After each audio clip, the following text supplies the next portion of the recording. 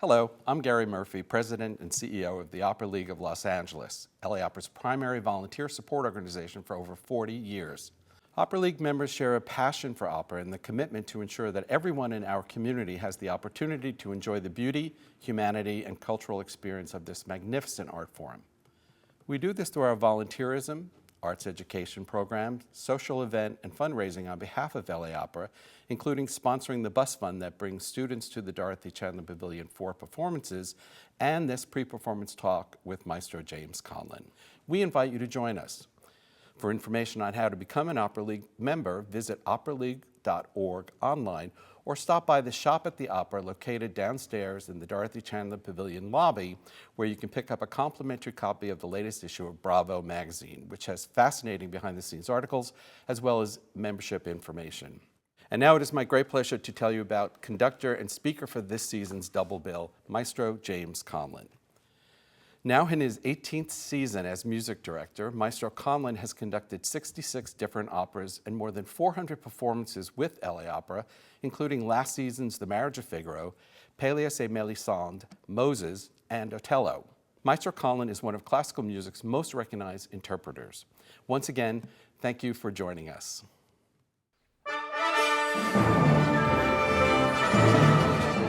I'm James Conlon, Music Director of Los Angeles Opera. Through this video presentation, I would like to share one of my favorite operas with you, a once-hidden masterpiece of the 20th century. It is just over 100 years since its premiere in 1922 in Cologne, Germany. It is a passionate, gripping human drama by the Austrian twice-immigrant composer Alexander Zemlinsky. More on him shortly, but let me tell you about the opera itself. It is called Der Zwerg in German. That means the dwarf. Zemlinsky will plunge us into an extraordinary world, which will seem like once upon a time, but actually has a fascinating historical basis. Oscar Wilde, the Irish writer, one of the greatest exponents of English literature and theater, lived from 1854 to 1900. Inspired by a visit to Madrid and the Prado, he saw the extraordinary paintings of Diego Velázquez, who was the principal painter for the court of King Philip IV. Perhaps his best-known painting today, Las Meninas, portrayed the royal family, including the daughter of the king, the Infanta, and several maids. Amongst them is a group of very short people. In fact, Velázquez painted several of the court jesters who, following the practices of the time, were playthings of the royalty and were often small people. Inspired by Las Meninas, Wilde wrote a short story, The Birthday of the Infanta. So on the occasion of the Infanta's 18th birthday, she receives gifts from many of the courts of Europe. Amongst them is a short person, a dwarf, who is also misshapen and hunchbacked, a 20th century version of Verdi's Rigoletto, himself drawn from a play by Victor Hugo. Our protagonist is a native of northern Africa. He has never seen a mirror and has no idea of his physical appearance. He considers himself noble, and indeed he is, noble of heart. Following the successful ballet written by his contemporary Franz Schreger, Zemlinsky wrote an opera, changed the title, and adopted the story, creating an enormously personal work. Discussion of the subtext of some of Zemlinsky's most significant works must start with the story of his youthful, passionate, and obsessive love for Alma Schindler, a love she at first reciprocated. She abandoned him abruptly when she met and then married Gustav Mahler. She was to move on many times in her life, but despite his eventual marriage to another woman, Zemlinsky was to remain fixated on the experience with Alma for decades. Wilde and Zemlinsky, poet and composer, had both allowed themselves to be led down rosy paths in their lives by the attraction to physical beauty. They both suffered the consequences. Through their literary and musical genius, they transformed their experiences into pure art. Zemlinsky, being short and, in Alma's words, hideous, considered himself ugly. He identified deeply with Wilde's short story, for he was a charismatic musical genius with a passionate, erotic character trapped in a small and unattractive body. He immediately saw the dramatic possibilities in the narrative, identifying with the short, misshapen protagonist, and poured his heart into the opera. The image of the young, coldly beautiful, spoiled daughter of the king reverberated with his own ultimately unrequited love, Alma Schindler Mahler. Alma and the Infanta are one. The daughter of Philip IV of Spain receives a dwarf as a gift. He, ugly, misshapen, and grotesque, has grown up in the wilderness and has never seen a mirror. He is unconscious of his appearance and has been bequeathed a pure, poetic, optimistic, and enlightened soul. He falls in love with the Infanta. She, at first, is fascinated, then later repulsed with her new toy, as she calls it, abandons him after he, crushed upon seeing his image in the mirror for the first time, declares that he loves her. Her companion, Gita, the only sympathetic character in the court, consoles him as his life passes away. Gita, the compassionate, generous, and maternal loving woman, throws Infanta and Alma in sharp relief. The devastating portrait of a dwarf who has never looked in a mirror, whose new self-awareness destroys first his sense of self-worth and ultimately his will to live, leads the listener to a disturbing metaphysical question. In contradiction to the ancient Greek maxim, know thyself, are we not better off not knowing ourselves? Do each of us need our illusions in order to survive? Zemlinsky transposes the elements from Oscar Wilde necessary to express himself. The dwarf and Zemlinsky are pure-hearted, generous, and loving.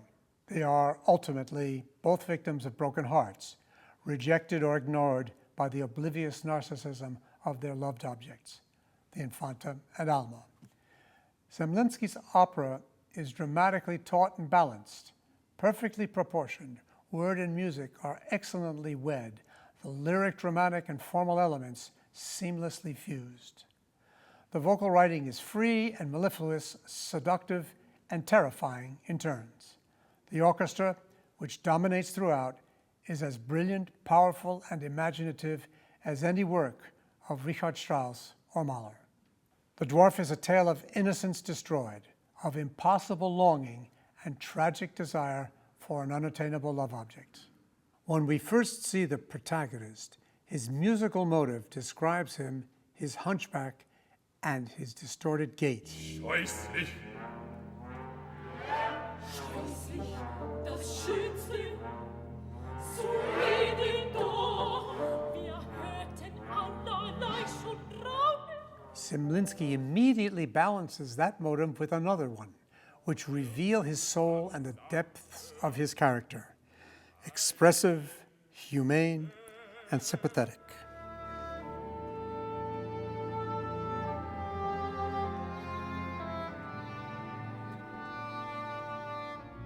He has been brought to court as a gift to the Infanta for her birthday, a sort of mascot or pet. He makes an impression, for better and worse, on the cruel court. He is warm and friendly. He wishes to and believes he always brings joy to others.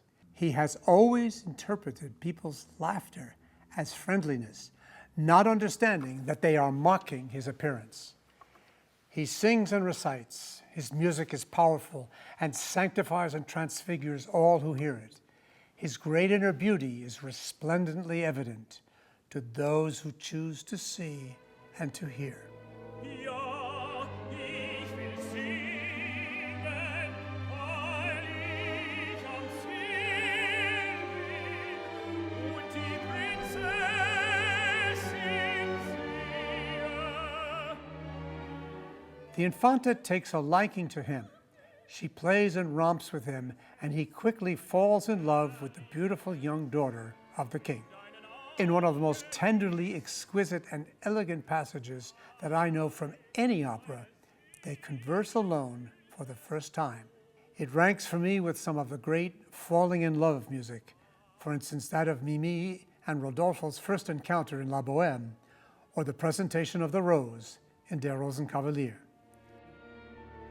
Es ist das Echo deines Leibes, das sehr schön war,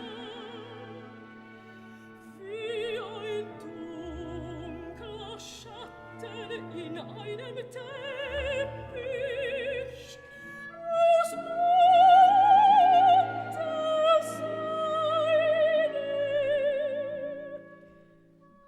Our poet, now fully in love, launches into a soaring phrase, reminiscent of a principal motive from Gustav Mahler's The Song of the Earth, which Zemlinsky had recently conducted. When he raises his voice, his small body attains a Wagnerian vocal power, defying his physical size. Ach, du bist schön, wie eine Harfe in der Nacht. When he sings, he describes himself as no longer mortal. He tells the Infanta that suffering vanishes in his presence, that he radiates tranquility and infinite goodness.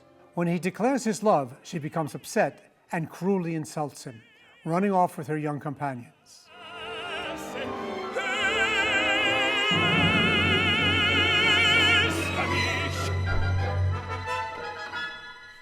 so rasch, mein Freund!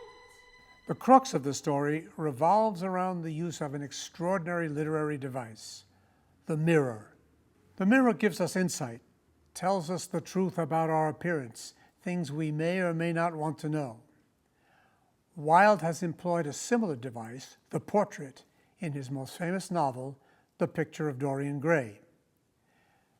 The mirror in Zemlinsky has a genial musical motive. In fact, it only has 3 notes that, like a palindrome, spell the same thing going forwards and backwards.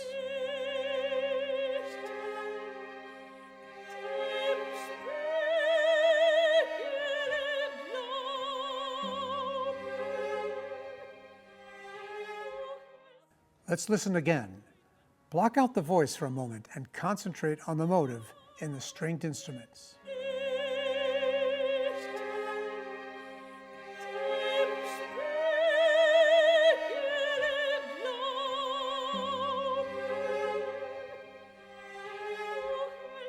Now that beautiful voice is Gita, the only sympathetic and kind member of the court.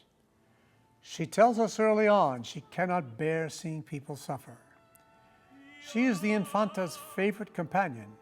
She has already gently and lovingly suggested to the young poet-singer to take care and not to go behind the throne, for that is where he is likely to see a large mirror. Hört mich an, vielleicht kann ich euch Neues kennen. When in fact he does wander by the mirror, he sees himself. His self-image is shattered. After he screams, Zemlinsky fastens our ears to the repetitive mirror motive.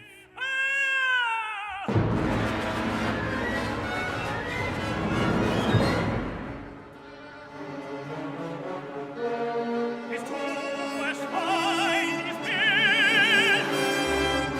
Geh fort von mir, ich will dich nicht träumen. He begs the Infanta to love him. Ich bin ein Zwerg und liebe dich. I am a dwarf and love you. Ich bin ein Zwerg und lebe dich. The Infanta indifferently replies, I want to dance with you and play with you, but I can only love a human being, and you are like an animal.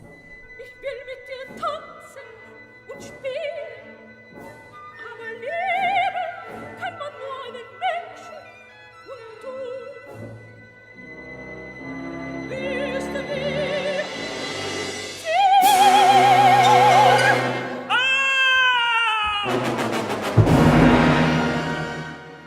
Have Oscar Wilde and Alexander Zemlinsky asked us if in their, and possibly our, society, love is arbitrarily forbidden and off limits to the physically challenged, the unattractive, and the infirm.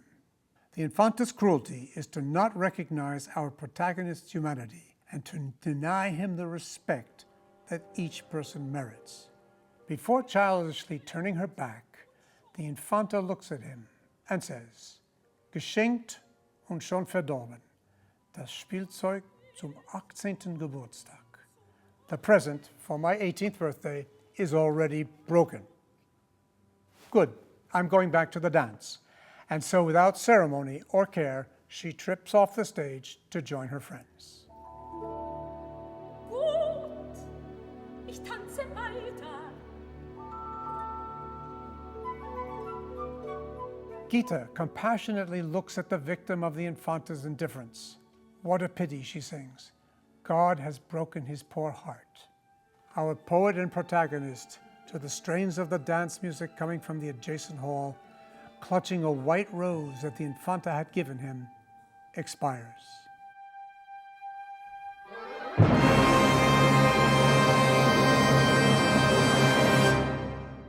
Why Zemlinsky? Why now? Gustav Mahler said of his own music, "My time will come." Arnold Schoenberg said of Zemlinsky, "It needs some more time. Zemlinsky can afford to wait." I am deeply convinced by his music, and his time must come now. As an operatic composer, he is second only to Strauss, Berg, and Puccini in his own time. I believe that the distance that separates our time from his now frees us from the polemics and prejudices of his generation, and also the genocidal cruelty of subsequent generations. It's time to reassess arguably vestigial ideas to which we cling.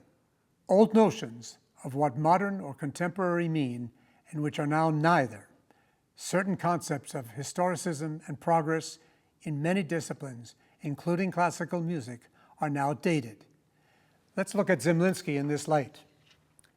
History is written by the victors, it is said, or at least by the survivors. At the end of the Second World War, the organic growth of the German tradition of classical music was to be measured by the undisputed dominance of its last giant, Arnold Schoenberg, who had come to live in Southern California. The post-war years were viewed through the lens of opposing forces of so-called progressives, 12-tone music, and reactionary forces, still utilizing tonal harmony. Zemlinsky, in his own lifetime, had suffered because he was considered too old-fashioned for the avant-garde and too modern for the conservatives. In the 1930s and 40s, there were other important voices and roads that could have been followed. There were alternative viewpoints, and had the Nazis not destroyed the cultural environment, they might have resulted in a more varied and enriched ecosystem. History can be rewritten, but the past cannot be relived. The war of 1914 to 18 had already destroyed much of Europe's youth, and the immeasurable atrocities of the Third Reich did the rest. The natural transmission of music from one generation to the next was fractured. Zemlinsky's misfortunes, however, did not just start in the 1930s, but they culminated then. He fled the Nazis twice, once from Berlin to Vienna in 1933, and then definitively from Vienna to New York in 1938. He landed in a new world, aging and ill, where he spoke no English. His colleagues and friends, including Schoenberg, were mostly in Southern California. During the final years of his life, he was isolated and in failing health. Only one of his works was performed in his last years, a national broadcast of his Sinfonietta, played by the New York Philharmonic under the direction of Dmitri Mitropoulos. The composer was too ill to attend. Of the many composers whose music was lost or suppressed in the turbulent 1930s and 40s, the Zemlinsky case is one of the most dramatic and important. I have been bitten by the passionate power of his music. We are proud to present Der Zwerg at Los Angeles Opera, which is the first and so far only major U.S. opera company to stage this or any other opera by Alexander Zemlinsky. Thank you so much for joining me for this presentation, and I look forward to seeing you at the opera.